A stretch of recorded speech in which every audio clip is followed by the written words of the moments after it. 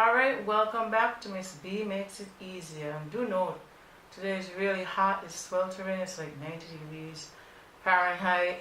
Anyway, that's besides the point. Let's move right along to what we wanted to study earlier, which was counting subatomic particles. So, atoms of different elements have different numbers of protons. The number of protons is the atomic number. Protons plus neutrons is equal to mass number. Like I told you that in the earlier video, the video just before this, which was atomic structure 1, I told you this. So the number of electrons in a neutral atom equals the number of protons, okay? Meaning neutral here means that the atom has not reacted with anything yet, it's just sitting pretty. Now, positively charged ions are atoms that have lost one or more electrons. So here we have atoms that would have reacted, and once they have reacted with something, would have broken apart in some type of solution or solvent, something, we call it an ion. So for example, you have sodium ions and you have calcium ions. If you look at it, each of them have different charges, and the charges correspond to the groups they will be in. For instance, if you have a plus charge, you're in group 1. If you have a plus 2 charge, you're in group 2. If you have a plus 3 charge, what are you in? Group 3. And it goes right up to 4, right? Plus 4 charge, you'll be in group 4. However, after 4, if you have a minus 3 charge, you'll be in group 5. A minus 2 charge is group 6. A minus 1 charge, group 7. And you have 0 charge where your octet is full, right? Where you have a full octet, that means you belong in group 8. Now, mind you, this is high school chemistry. If you are at a college right now and you have surpassed high school chemistry, this video is not for you. Okay, so negatively charged ions are atoms that have gained one or more electrons. For instance, you have chlorine, which is minus, and you have oxygen. So sometimes you make little mistakes, that's okay. So fixing that. Okay? Alright, so we're going to enlarge the screen again. So in this case, chlorine is in group 7 and oxygen is in group 6. Okay? Nitrogen, which is in group 5, would have a 3 minus charge. And we'll get to that, So a simple notation for atoms, you have 40, 20, Ca. Now, the big number always represents the mass number, and some people would write the big number on the bottom and the little number on top. Just note that the big number always represents the mass number, and the small number represents the protonic or atomic number, right? So in this case, the big number, 40, represents the mass number of calcium, and the little number 20 represents the atomic or protonic number of calcium. So therefore, in a neutral atom of calcium, you will have 20 protons. And if you want to find out the number of neutrons, you would minus the 20 protons from the mass number so that you can get the neutron count, which would be 20. Now note well, the mass number is dependent on the amount of neutrons and protons present in the nucleus. The mass number is centralized on the nucleus itself because the mass number of an atom. Now note well, the mass number of an electron is negligible, therefore we don't really pay attention to it. So that is why most of the mass of an atom is centralized on that nucleus. Okay? Now we're going to try the following. How many electrons are in the following species? So here we have sodium. So let me use the board. So here we have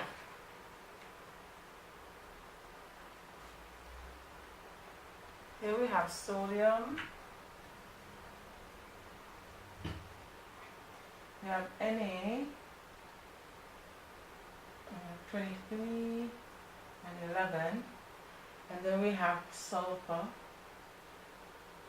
right? And we have 32. And pretty much, this is like jumping the gun because I shouldn't have this here because you wouldn't have reached this part yet. So what I'm gonna do, we're gonna ignore those that have the ions, these, the oxidation states. So we're gonna ignore the ions because you wouldn't have done that yet. Okay? And we're gonna do, so ignore the ions and we're gonna just, I'm just gonna fix that on my screen. We have 64, 29, and they have boron, which is 11 and 5. And what they ask for is how many electrons are in the following species. So we're going to go now and say, remember, that this is the proton number, which is also equal to the electron number. So if this is 11, then the electron would be 11. Again, here we have the proton number equal to the electron number. So once you know the proton number, you already know the electron count. Okay? So again, so the electron count for copper will be 29 here, and the electron count for boron will be 5 here. Okay, so just let that soak in. So this is our electron count. So the electron count here will be 11 electrons, and this will have 16 electrons. This will have 29 electrons, and this will have 5 electrons. Right? Cool. So what I'm going to do, I am going to do us a favor, and I'm going to fix this little problem on my screen. So I'm going to get rid of it. So valence shell and electrons. The valence shell is the outermost shell that is occupied by electrons. The electrons in the outer shell are involved in bonding and are referred to as valence electrons. During chemical reactions, the valence electrons are rearranged, while the rest of the atom, that is the nucleus and inner shells of electrons, remains intact. How many valence electrons are there in boron if it has 5 electrons? Okay, so they gave you a hint. They said, hint, first draw the atom's electron shells and then predict its electronic configuration. So we have this, and now we're going to move right along onto boron.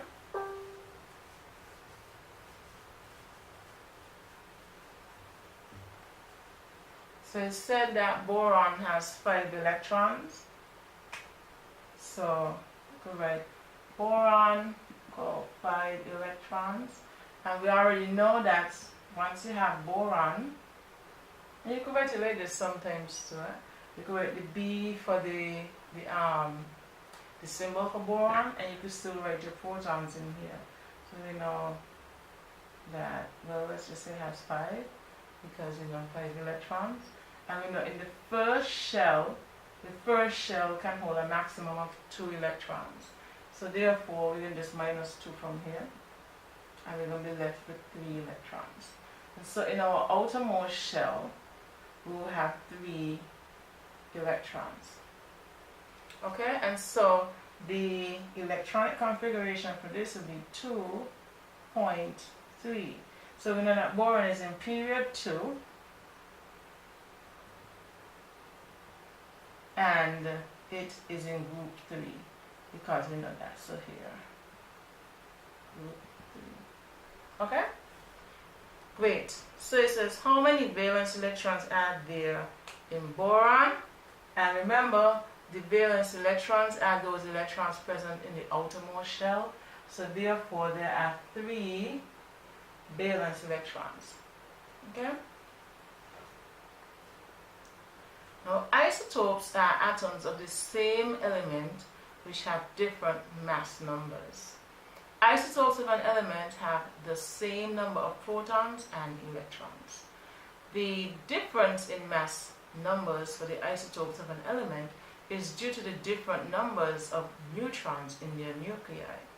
So the neutrons is what is different in isotopes. Isotopes of the same element have identical chemical properties. Isotopes of an element may differ slightly in physical properties. Most naturally occurring elements have more than one stable isotope. It was once believed that all atoms of the same element were identical. However, in 1919, Francis Aston showed that atoms of a given element may have different mass numbers, that is, have different numbers of neutrons. He called these isotopes. Chlorine has two isotopes, one with a mass number of 35 and one with a mass number of 37. They are written as chlorine 35 and chlorine 37. How many protons, electrons, and neutrons are in each of the isotopes of chlorine? Okay, you're probably saying, oh my God, this is so much. It really isn't. Just think about it. You can have identical twins, okay? And the DNA, the fingerprints, everything the same. But guess what? They're not the same person in terms of attitude, in terms of what they like, food, whatnot. One might wear more than the other, one might have a beauty mark and the other would not. So you could think of isotopes as twins of each other. Okay, so we're dealing with chlorine 35 and chlorine 37. So we see here that the mass numbers are different. So the mass number of chlorine 35 is 35 and the mass number of chlorine 37 is 37. So we could write that down. Mass number is 35 for this one and 37 for this one. Okay. And so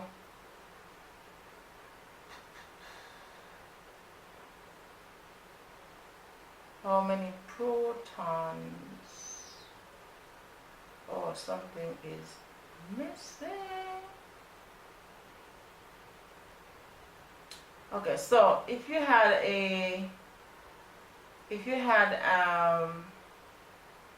periodic table, the proton count would be the same.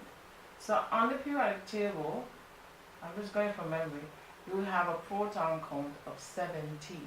Okay? So the proton would be 17, proton here would be 17. Okay, the question is not asked properly. It's supposed to say how many electrons and neutrons are in each of the isotopes given that they each have the same amount of protons of 17, right? So we have 17 here, and what the question is really trying to get out of you is for you to understand that isotopes have different mass numbers because they have different amounts of neutrons. That's what the question is trying to get out of you. So the electron count would be 17 and 17. And then we could work out the neutron count, which will be different. So it's just trying to show you that the only thing that differs is the mass number and the neutron count. And the mass number only differs because there's a different neutron count. And how do you find out the number of neutrons? You just minus the number of protons from the mass number. So you would say 35 minus 17, and it's good to have your calculators with you when you're doing the courses with me. And you need a calculator for class, by the way. So don't go into class using your cell phone because you can't use it in the exams. Okay, so it's a 35 minus 17, and this will give us 18 right here.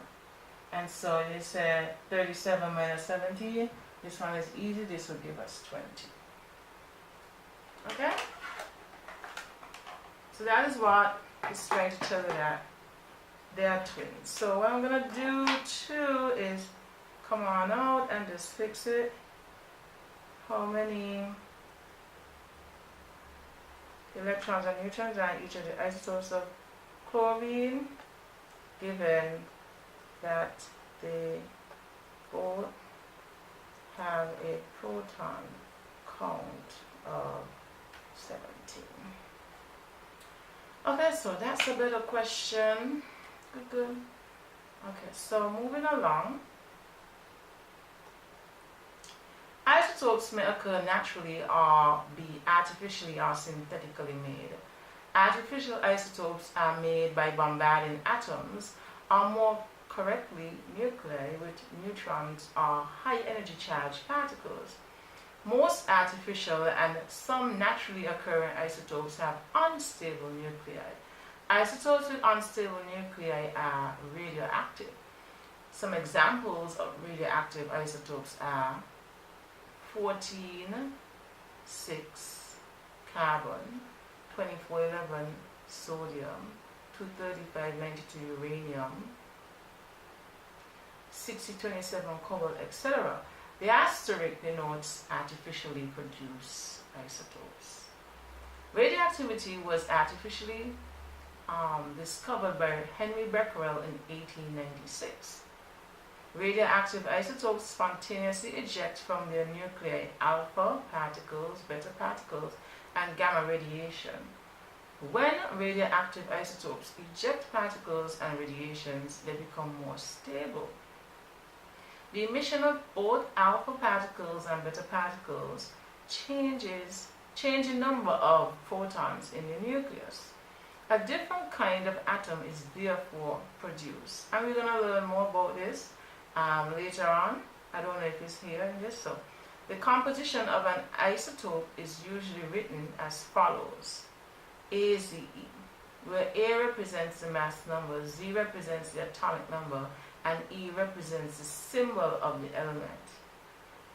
How can chlorine 35 and chlorine 37 be written then? And I did it already. So we have 35, 17. So the 35 represent the A, 17 represent the Z, and the symbol for chlorine represents the E. Okay? Same thing there. So this is our last page. So alpha particles are better written with the symbol alpha. They are helium nuclei, the 842He positive. The emission of an alpha particle leads to a decrease in atomic number by 2 and mass number by 4. For example, you have 23892 uranium, and then you have helium coming off, and therefore what would happen is that every time alpha radiation occurs, you will get the helium particle as a product coming off, as well as some sort of a corresponding particle from the reactant coming off by less 4 for the mass number and less 2 for the atomic number. So here we have uranium 238, and then we have 92 for the atomic number, and we have the helium particle coming off, 4 and 2.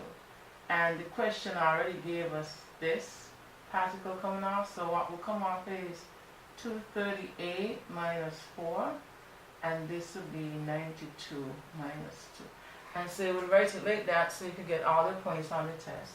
And then you would rewrite it now, you would rewrite it where you would have 4, 2, He, and this is pretty simple. 4 from 8 would be 4, so you get 234, and 92 minus 2 is 90, and thorium. Okay, so beta particles now, they are high-speed electrons. The emission of a beta particle results in an increase in atomic number by 1. The mass number is unchanged, and here we have an example of 2411 sodium to give 0, negative 1, beta plus whatever. And so we're going to do that down here. So down here we're dealing with beta emission, 2411 sodium, and we have beta, and don't let this negative fool you, just add 1. So down here increases by 1, and this stays the same. And so we now know that this is magnesium. Okay? So we're going based on these numbers down here. And how do I know this? The periodic table. Periodic table, and we're going to come up to that just now in the upcoming episode. We're coming up to the periodic table just now. Now, gamma rays. The electromagnetic waves of short wavelength. The emission of alpha or beta particles is often accompanied by the emission of gamma rays. The emission of gamma rays does not affect the atomic number or the mass number. So, with gamma rays, for example, if we have gamma rays right here, suppose a gamma ray came out, just supposing a gamma ray came out right here, right? So I put gamma. This same thing then come out, because it doesn't affect anything. It doesn't affect it. Okay? So please note that radioactive particles and rays have different penetrating powers. Alpha particles do not penetrate paper and can be easily stopped by air.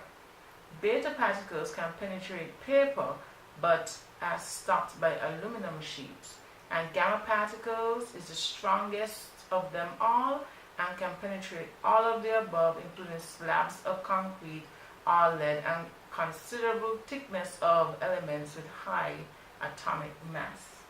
So let me just give a picture representation of this for you. Maybe you might see it in your text, but just for me to feel good. So we're going to have gamma, beta radiation, and gamma. So we have alpha, beta, and gamma. Okay? So this is the alpha, beta, gamma. And I'm going to have a piece of paper. This is paper right here. I'm going to have aluminum foil.